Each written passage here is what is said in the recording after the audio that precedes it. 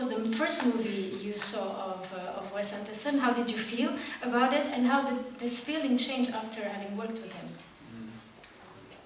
Royal Tenenbaums was my first Wes Anderson film, which I loved. I mean, what I loved was that actually I think there's a sort of it has great humour, but what I connected with was the sort of the pain of this dysfunctional family, and I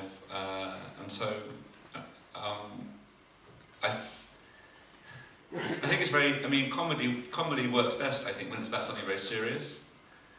And I think, you know, who we are as people is how we're defined by our families. So I think that film really is sort of pressed all kinds of buttons about families brilliantly. And I sense in all these films of Wes's, there's this sort of human pain underneath this, what we call it a comedic style. But I think I feel, and I felt this very strongly on my first reading of this script, coming to the end. It was very moving. It was there are sentiments expressed in this which are quite serious, in fact. So I think those are the things that they were the sort of footholds.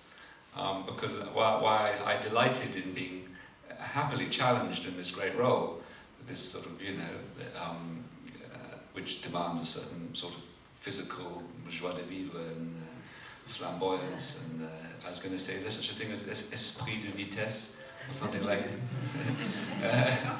But underneath it all, there is a real issue, and that my favourite scene in this is the one where Gustav is upset that Zero has failed to find a safe house, failed to bring the disguises, failed to bring the perfume.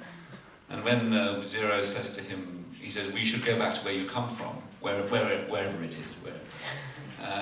Where is it? And then Zero starts to tell him his story, which is a story.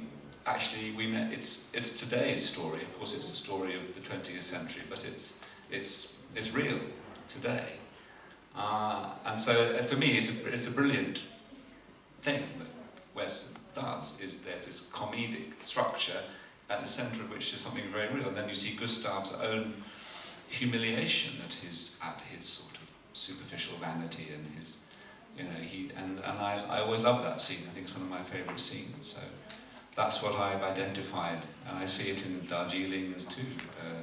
The family unrooted and the mother away, and I feel that these things anchor the films beautifully.